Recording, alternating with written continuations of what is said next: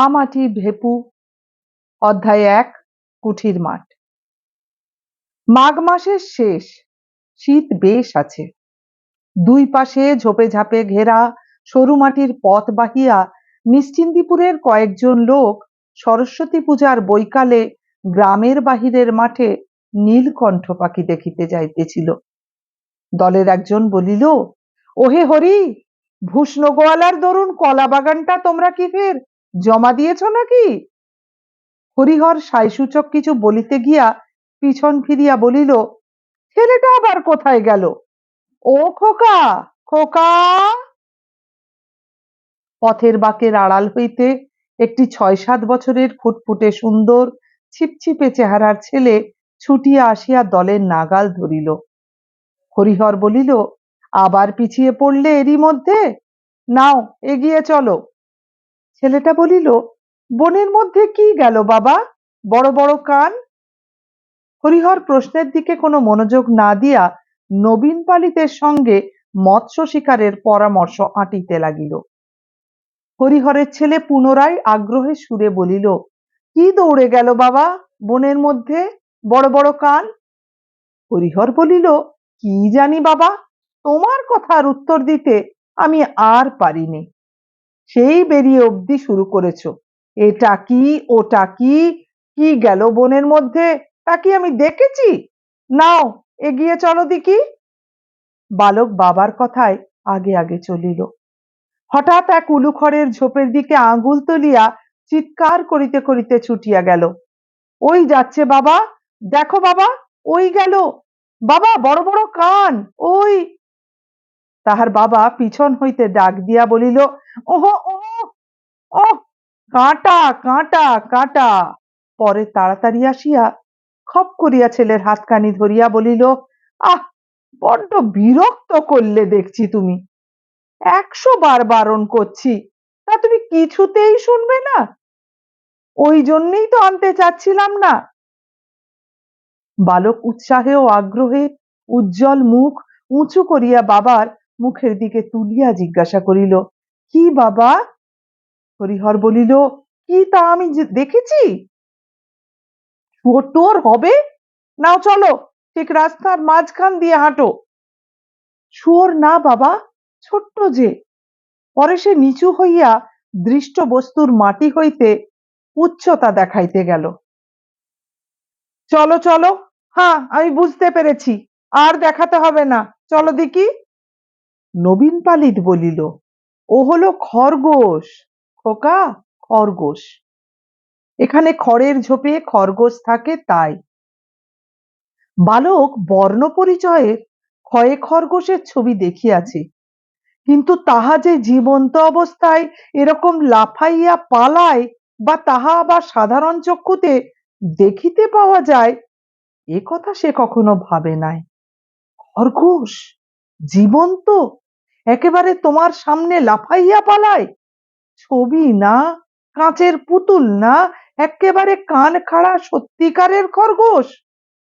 এই রকমই ভাট গাছ বৈচি গাছের ঝোপে জল মাটির তৈরি নশ্বর পৃথিবীতে এ ঘটনা কি করিয়া সম্ভব হইল? বালক তাহা কোনো মতেই ভাবিয়া ঠাহর করিতে পারিতেছিল না।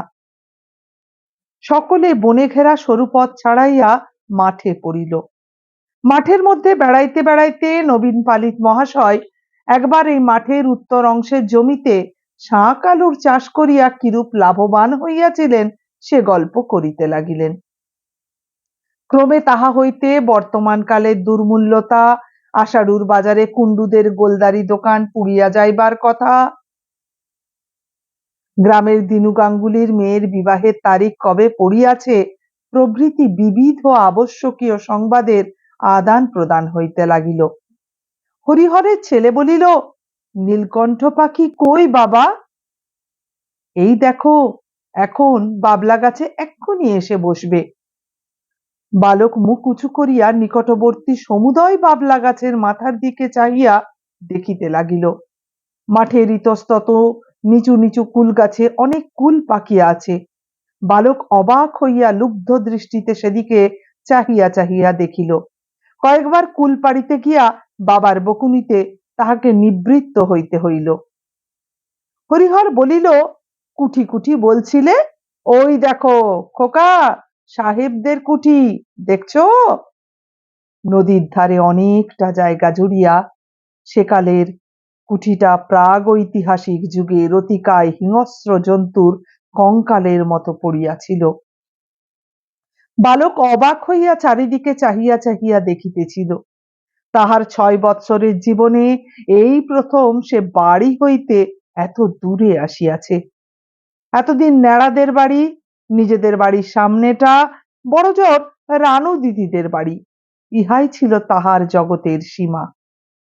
এতদিন কেবল তাহাদের পাড়ার ঘাটে মায়ের সঙ্গে স্নান করিতে আসিয়া সে স্নানের ঘাট হইতে আবছায়া দেখিতে পাওয়া কুঠির ভাঙা জাল ঘরটার দিকে চাহিয়া চাহিয়া দেখিত, আঙ্গুল দিয়া দেখাইয়া বলিত, মা, ওদিকে কি সেই কুঠি?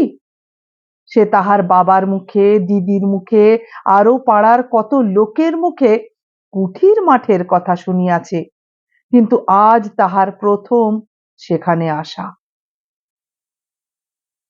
ওই মাঠের পরে ওদিকে বুঝি মায়ের মুখের সেই রূপকথার রাজ্য, শ্যামলঙ্কার দেশে ব্যঙ্গমা ব্যঙ্গমীর গাছের নিচে নির্বাসিত রাজপুত্র যেখানে তলোয়ার পাশে রাখিয়া একা শুইয়া রাত কাটায়, ওধারে আর মানুষের বাস নাই। জগতের শেষ সীমাটাই এই। ইহার পর হইতেই অসম্ভবের দেশ, অজানার দেশ শুরু হইয়াছে। বাড়ি ফিরিবার পথে সে পথের ধারের একটা নিচু ঝোপ হইতে একটা উজ্জ্বল রঙের ফলের থলো ছিঁড়িতে হাত বাড়াইল। আবার বাবা বলিল, হা হা, হাত দিও না, হাত দিও না, আলকুশি আলকুশি। কি যে তুমি করো বাবা, বড্ড জ্বালালে দেখছি। আর কোনোদিন কোথাও নিয়ে বেরুচ্ছি নে বলে দিলাম, এক্ষুনি হাত চুলকে হাতে ফোসকা হবে। পথের মাঝখান দিয়ে এত করে বলছি হাঁটতে, তা তুমি কিছুতেই শুনবে না। হাত চুলকোবে কেন বাবা? হাত চুলকোবে, বিষ বিষ। আলকুশিতে কি হাত দেয় বাবা? চুয়ো ফুটে রি রি করে জ্বলবে এক্ষুনি, তখন তুমি চিৎকার শুরু করবে। গ্রামের মধ্যে গিয়া হরিহর ছেলেকে সঙ্গে করিয়া খিড়কির দৌড় দিয়া বাড়ি ঢুকিল। সর্বজয়া খিড়কির দৌড় খোলার শব্দে বাহিরে আসিয়া বলিল, এই এত রাত হলো, তা ওকে নিয়ে গিয়েছ না একটা দোলাই গায়ে না কিছু?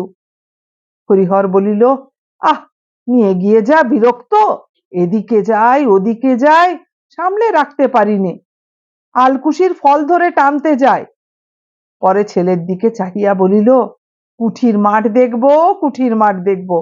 কেমন হলো তো কুঠির মাঠ দেখা? এতক্ষণ আমরা শুনছিলাম কুঠির মাঠ গল্পটি। এবার তার বিষয়বস্তু সম্পর্কে একটু আলোচনা করি। মাঘ মাসের শেষ দিকে বালক অপু, তার বাবা এবং নিশ্চিন্দিপুর গ্রামের কয়েকজনের সঙ্গে সরস্বতী পূজার বিকালে তাদের গ্রামের বাইরের মাঠে নীলকণ্ঠ পাখি দেখতে যাচ্ছিল।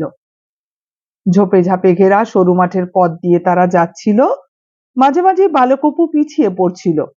পথ চলতে চলতে হঠাৎই সে উলুখড়ের ঝোপের ভিতরে একটা বড় বড় কানওয়ালা জীব দেখতে পায়। নবীন পালিত তাকে জানায় সেটা খরগোশ। বালক অপু বিস্ময়ে হতবাক হয়ে যায়, কারণ এতদিন পর্যন্ত সে তার বর্ণ পরিচয় বইতে খরগোশের ছবি দেখেছে। সত্যিকারের জীবন্ত খরগোশ দেখতে পেয়ে বালক অপু আনন্দে আত্মহারা হয়ে পড়ে। এরপর সবাই বনে ঘেরা সরু পথ ছেড়ে মাঠে এসে উপস্থিত হয়। সেখানে নদীর ধারে অনেকটা জায়গা জুড়ে থাকা সাহেবদের কুঠিটা অপু দেখতে পায়। সেই কুঠিটা যেন প্রাগৈতিহাসিক যুগের অতিকায় হিংস্র জন্তুর কঙ্কালের মতো সেখানে অবস্থিত ছিল। বালক অপু অবাক হয়ে চারিদিকে চেয়ে চেয়ে দেখছিল। এতদিন পর্যন্ত তার জগতের সীমা ছিল ন্যাড়াদের বাড়ি আর নিজেদের বাড়ির সামনেটা, বড়জোর রানু দিদিদের বাড়ি। তার 6 বছরের জীবনে সে প্রথম তার চেনা জগতের সীমা ছেড়ে বাইরের জগতে এসে পৌঁছেছিল। কত লোকের মুখে সাহেবদের কুঠির কথা আগে শুনেছে, সেখানে প্রথম এসে তার অসম্ভবের দেশ, অজানার দেশের পথ চলা শুরু হয়েছে। বাড়ি ফেরার পথে একটা নিচু ঝোপ থেকে উজ্জ্বল রঙের ফলের থোড়ো ছিঁড়তে সে হাত বাড়িয়েছিল।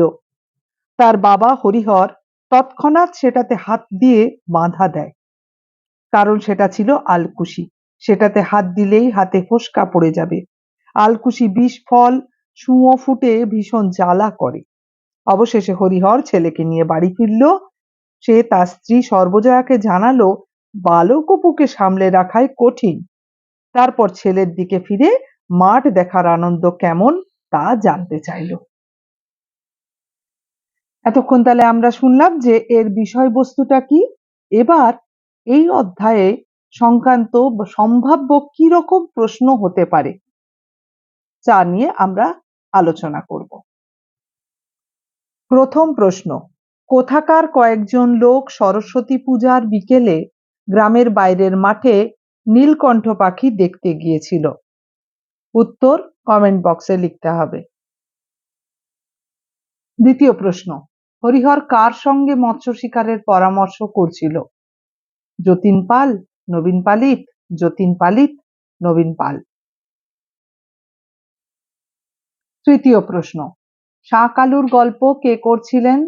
ভূষ্ণ গোয়ালা, হরিহর, সর্বজয়া, নবীন পালিত। চতুর্থ প্রশ্ন, হাত চুলকোবে, বিষ বিষ, কিসে বিষ পরিলক্ষিত হয়? এবার ভেবে চিনতে উত্তর দাও।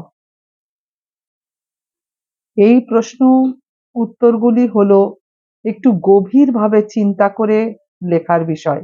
অর্থাৎ প্রতিটি প্রশ্নকে করার সময় অপশনগুলিকে খুব ভালো করে পড়ে বিচার বিবেচনা করে সঠিক উত্তর খুঁজে নিতে হবে।